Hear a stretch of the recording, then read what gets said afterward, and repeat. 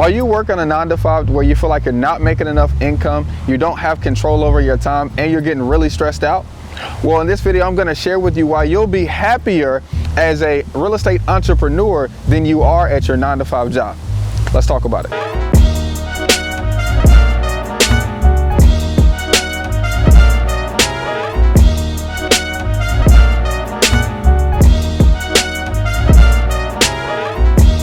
Now, when I was at my 9 to 5, I knew exactly how you felt.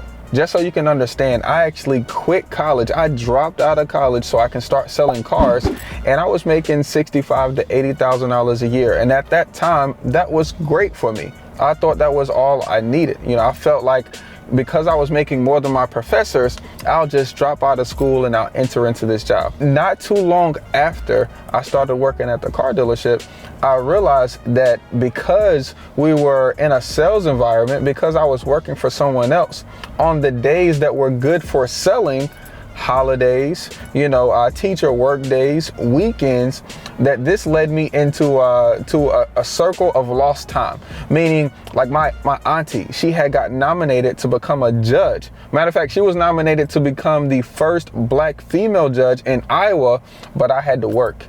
I even tried to request off and they said no. Right? I wanted to go on a field trip with my daughter. They were going to pick strawberries with their school, and I had to request time off. Now, you might be dealing with the same thing. And for some reason, there was another person that took the same day, had the same request, and their request had already been approved. So because they took the day off, I couldn't take that day off. And so I missed that day with Amina, my oldest daughter, to pick strawberries on the school field trip.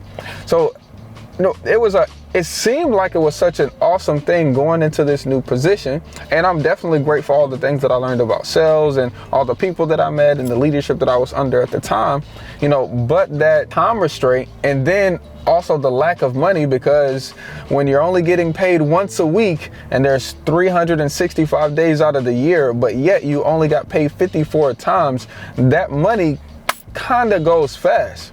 As an entrepreneur, if you've watched any of my YouTube videos, I talk about how we can get paid every single day. Matter of fact, already for today, I've already had a $4,500 day. Well, I forgot one transaction plus 1,000, so $5,500 day today. Yesterday had its own separate receipts, and tomorrow will do the same. Okay, and so when you learn that you can actually escape the 9 to 5 time trap and move into a place of control and make more money, right? You'll be able to free yourself of that time restraint at your 9 to 5 job.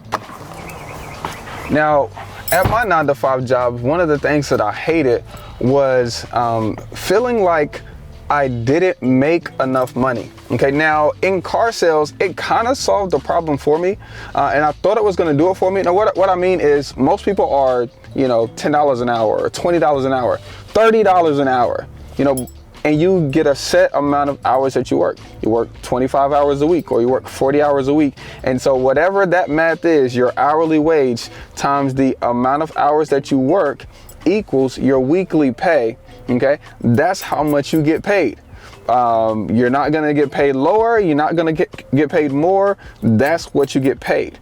Now, the downside of having a W-2 job is every Friday or every other week or once a month or whenever you get paid, before you get your money, you have to pass out all of this money to those people that you don't even know. Matter of fact, you can't even control the amount that you give out to these people. Now, who are those people? The state, the feds, health insurance, all of this random stuff that you have no control over. I hated that, because in car sales, I did learn how to, hey, Sawan, I want to work harder this week so I can make $10,000 this week. I can make $6,000 this week, or hey, I don't want to make as much. I can just make my normal pay. I just want to make $1,000 this week. So I definitely did love that about the car dealership, that you could make more, depending on how much you want to work. Based off of the sales that you make. But I didn't like that I couldn't control my allocation of funds. Now, what I meant by that is, most people at the car dealership would have like an average of $2,500 profit on each car sale that they did for the dealership. right? $2,500 profit, you know, you got paid your commission off of that, bada boom, bada bang. But really good car salesmen like myself, we would have average deal sizes of $5,000 to $6,000 per deal. That means we would get paid more in commission, and commission would be maybe 10, 12, or 15% of that.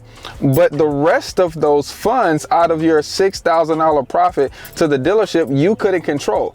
It would go where they wanted it to go. Somewhere in marketing, or somewhere to fix up something, or somewhere in their pocket. Who knows? But I didn't like that I couldn't control how much I got paid, even if I worked harder than everyone else, even if I did more, if I was more proud about my job, if I marketed outside of work because it got me more sales. I couldn't control what happened to the rest of that money. Now, inside of business, inside of real estate investing, what happens is we'll get paid all of the money in a transaction. So for example, I did a deal last week where I purchased a property for $17,000, and then I put it on the MLS and I sold it for $55,000. Okay, now I did have to pay some fees to my private money guy, and also to the my realtor, but I got a net total of $19,000 on that particular transaction. Okay, now the whole $19,000 came to me. I didn't pay myself the whole $19,000, but I got to choose how I allocated the funds. You hear what I'm saying? So I used a portion of it to pay myself. I used a portion of it to pay some people that worked for me. I used a portion of it to pay my mom. Okay, I also used a portion of it to save, and then another portion to use and put back into marketing, but I was able to control that amount. When you're able to control how much profit you're able to, you know, make in your company and how you allocate the funds, you'll be able to decide how you market. So let me give you an example. My wife loves these little like small boutique hotels. You know, they're like $500 to $800 a night. Now, the cool thing about these small boutique hotels is that other people like them as well, but they don't typically get a chance to go. So I'll hire a photographer or a videographer to go out there with us to the hotel, take our pictures, we'll make a couple videos there and show other people this hotel that we get to go to because of the business that we're in. And then that will attract people to my website where we buy houses, to my website where we sell education and courses on, you know, and allow leads to come into our business. And now I can use that marketing expense as a way to improve my business. It didn't just improve my business, it also made me happier. The last thing I really hated about my 9-to-5 was how much stress it would put on me. Now, when you're a top performer, you know, when you care about the job that you have, when you care about the people that you work with, and you care about the performance that you do, right? You go all in on the things that you do. You typically stress over the things that you do because you want to perform. You want to be the best version of yourself. You want everybody to see you as being a great person. You know, you want to be a good father, a good husband, you know, a good manager, a good leader. And so that puts a lot of weight on your shoulders to outperform other people. Let me give you an example. There was another quote unquote high performer. Now, like in car sales, it was extremely hard to sell 20 cars a month. And if you sold 20 cars a month, you were in like the top, you know, 5 percentile, okay? You were really one of the top guys that could, you know, call your own shots. Maybe wear a different outfit outside of the uniform, or, you know, pick your own schedule. It kind of had benefits to sell 20 cars a month, okay? A guy like myself, young black guy with a gap, I'm ugly, okay? I had to work hard for my 20 sales a month, you know? For this young girl who was nice and pretty, managers would just give her deals because she was, you know, pretty and young. At your job, you might feel like you're working way harder than the person next to you, and for some reason they're getting paid more than you, even though you're working harder, you do more, you care more, you're spending more time. But for some reason, this person beside you gets paid more to do less.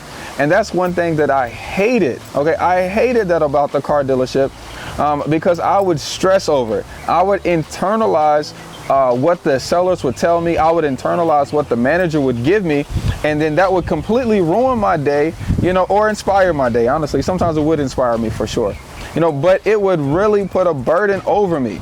Now, I kind of have the same stress inside of business, But the fulfillment is, this is my stress, is mine. This is my house.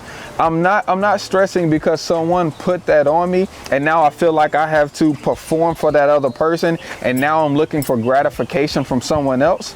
When something goes right, I thank myself. When something goes wrong, I look back at my performance.